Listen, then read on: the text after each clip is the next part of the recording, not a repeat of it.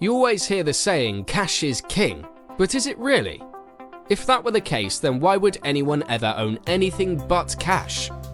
Well, as it turns out, cash isn't king, but what cash can buy you will ultimately determine whether or not your wealth will multiply over time. Now, for those wondering what's wrong with holding cash, let's briefly dive into that discussion now. You see, most of us were brought up to see the holding of cash as a good thing. With cash, you know how much you have at all times, and this is the ultimate sign of financial safety. If your parents came from lesser means, then chances are they were adamant on keeping your cash close to your chest because coming across more of it could be challenging. The problem with this advice is that, well, it sucks. Unfortunately, our money is subject to inflation each and every day, which is the rise in prices of items we buy, which ultimately drives down our purchasing power. For instance, $5 used to buy us 2 loaves of bread and a bag of milk, and now, for the same price, you'd be lucky to get 1 loaf and the milk. So how do you combat this rising costs? Well, what you don't do is leave your money in the bank, which is again what most of us have been advised to do. Banks these days pay negligible interest on your savings, so the majority of your money will be subjected to inflation, making you poorer by the day. In fact, the extent of how crippling inflation truly can be only hit me when I started it in this way. Once inflation hit 8%, someone said that it's like you are working a whole year and only being paid for 11 months. Given that 1 whole month of your money would now be lost to inflation. Sucks, right? Most people don't even want to go to work, let alone work a whole month for free. So the question is, how do we fight inflation and keep our money growing steadily over time? Simple, you invest. And here are 5 assets primed to have your wealth rising to an all-time high. Asset number 1, art. Chances are you've considered how lucrative it can be investing in art, and this makes sense. To own a classic piece of art could cost you hundreds of thousands, if not millions of dollars to do so. For example, the painting Salvator Mundi, painted by Leonardo da Vinci in the year 1500, sold for almost $500 million back in 2016. And unless you are secretly one of the richest people on the planet, then chances are art like this doesn't match your budget. Fortunately, there are other ways to get your hands on pieces of art in more affordable ways. But before I explain how that can be done, we need to answer the question, is art even profitable? This may surprise you, but art has been secretly one of the most profitable assets on the market for years. Yet few have leveraged this fact to become rich. You see, since 1995, the contemporary art market has appreciated more than the S&P 500 with returns of 14% and 9.5% respectively. Not to mention the art market is only set to grow over time. Experts expect the art market to grow by another $1 trillion by 2026, meaning that there will be more demand for the current art on the market, which will drive up prices over time. Now, do you remember how I mentioned that owning art was a secret wealth tactic few use? Well, it's actually billionaires who leverage this asset class the most. Many billionaires allocate between 10 to 30% of their entire portfolios to art. And without having $1 billion, you can too through platforms like Masterworks. Masterworks allows you to invest into funds that buy rare pieces of art from artists like Banksy, Picasso, and Warhol. In fact, some recent pieces of art have experienced returns of over 30% in only the last few years, which is much better than the 0% return you're going to get on your cash. So if art interests you, feel free to check out Masterworks using the link in this video's description to see how you can lock in these incredible gains too. Asset number 2, stocks. Let's face it, you already knew you should be investing in stocks, but chances are you don't know why holding stocks is so much more favorable than holding cash. So let's get into that right now. As a reminder, the real issue with cash, other than it's usually laced with that white stuff your parents told you not to try, is that when left idle, it has no opportunity to rise in value over time, subjecting it to the erosion of value due to inflation. Well, if you want to fight against inflation, look no further than stocks. For example, the average annual return of the S&P 500 index is about 10%, which is higher than inflation rates we've been realizing to date, and this makes total sense when you really think about it. You see, when inflation is riding high, the costs a business incurs will naturally go up. However, do you think the company just simply accepts that their costs of business are going to be higher and leaves it at that? No chance. Instead, they simply roll those higher costs into their new prices and pass them along to people like me and you. In short, businesses have a way to protect themselves against inflation, which gives you two options. Your first option is to start a business yourself and pass along these same prices to your customers. Your second option, and the one most people go for, is to invest your money into businesses which use this practice to get ahead.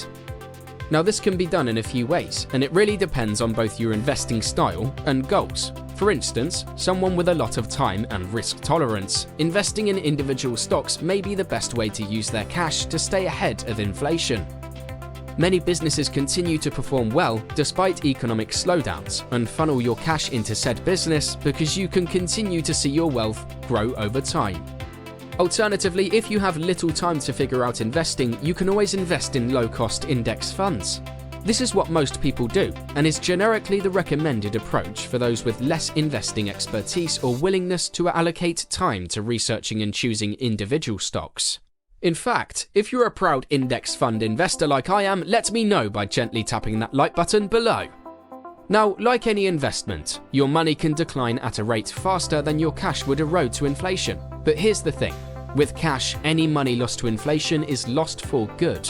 With stocks, it's very common for your assets to dip in a down market only to rally when market conditions improve. So if you're investing in tried and tested assets, chances are good your money will end up in a better state over time.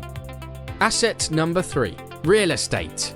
If you really want an asset better than cash and something that will help fend off inflation with ease, then look no further than real estate. Now, you've probably been hearing for years that real estate makes for a prudent investment, but few people explain why that is. Well, I'm about to get into that now. First, there's the fact that real estate is always on demand. I don't know about you, but for the entirety of my life, I've lived in a home, and chances are you have too. This fact alone means that real estate is an in-demand asset, and when that asset is in demand, it will naturally make you money. For instance, it can earn you a passive income by renting it out to tenants, and generally speaking, as inflation rises, so do the prices of rent. Speaking of inflation and rent, when the market is in flux, tenant turnover often rises, meaning that as a landlord, you have the option to adjust your rent according to new market rates, allowing you to keep your cash flow steady over time. Now, I know this is hard to believe, but the benefits don't stop there. You see, I've been saying this the whole time. To combat inflation, you need to own assets that will rise in value beyond the rate of inflation. And especially over the last few years, real estate has done just that. For example, the median home price in the United States rose by 35% in the 2 years since the start of the pandemic. And even at a fraction of this appreciation, it still would leave your asset well ahead of inflation. Therefore, if you have cash, turning it into a real estate holding may be a wise money move to make. Asset number 4, online businesses. If you don't just want to get ahead of inflation but want to make it rain, look no further than online businesses. You see, back in the day, starting your own business used to be a daunting endeavor. It used to require you to take out a massive loan from the bank, setting up shop and hoping and praying that word of mouth got people coming into your store. Fortunately, conducting business is 10 times easier these days, and people are becoming very wealthy in a short amount of time by making money online. For instance, there are people making tens of thousands of dollars a month, making YouTube videos, selling products on Amazon, or even educating the masses through online courses. You see, again, the trick to using your cash wisely is to turn it into an asset that will outspace the current rate of inflation. Well, when you can create assets that can be built once and sold 1,000 times, it drastically improves your chances of getting ahead.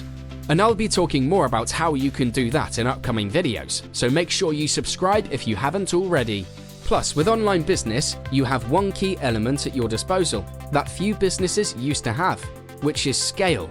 Back in the day, if you wanted to reach more people, you would have to open up more stores. Now, you simply create more content or run more online ads and customers will flock your way. In short, if you want to use your cash to generate a ton more income, online businesses can help you do just that. Asset number 5. I bet you didn't expect to be on this list, did you? Well, there you are.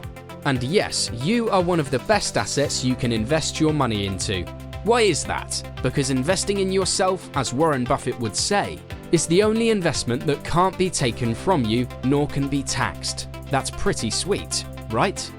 Now, I know it's not really helpful to tell you to invest in yourself without explaining how, so let me share a few ways that self-investment can really pay off. The first is in education. Whether it's formal education at college or non-formal through online courses, the acquisition of knowledge and skills will never hurt you. For instance, a new designation could get you a promotion at work or allow you to get a new job where you're going to be paid significantly more. Alternatively, investing in a mentor that raises your business awareness can allow your company to generate more profits over time. Mentors can come in the form of coaches, professors, experts, or even books if you're bailing on a budget. The point is that the more valuable you become, the more you will be worth to others. And when others recognize what you bring to the table, the returns will be dramatic. Now, so far we've been trashing on cash quite hard, but cash isn't always such a bad thing to have. So let me explain when holding cash can actually be quite the savvy financial move. First off, you may want to hold cash when signs of an economic downturn become present. When you start seeing rising levels of job loss, rising interest rates, and people holding their money close to their chests, it may be a sign that a buying opportunity is about to take place. And when you have cash, it can be time to buy all of your favorite stocks on discount. The other situation where holding cash can make sense is when you need it to meet certain short-term objectives. For instance, I get asked all the time if you should invest your money for a few years before using it as a down payment for a home. And generally, my answer is no. Sure, if the market does well, your money can appreciate, but you can also risk losing a fair amount of that money you desperately need. And as the saying goes, never invest money you can't afford to lose. In short, cash gives you options, and options give you power. However, use that cash wisely. You need to have some of it in the first place, which is why in this next video, I'll share with you 10 frugal tips I use to save tons of money. So click on over and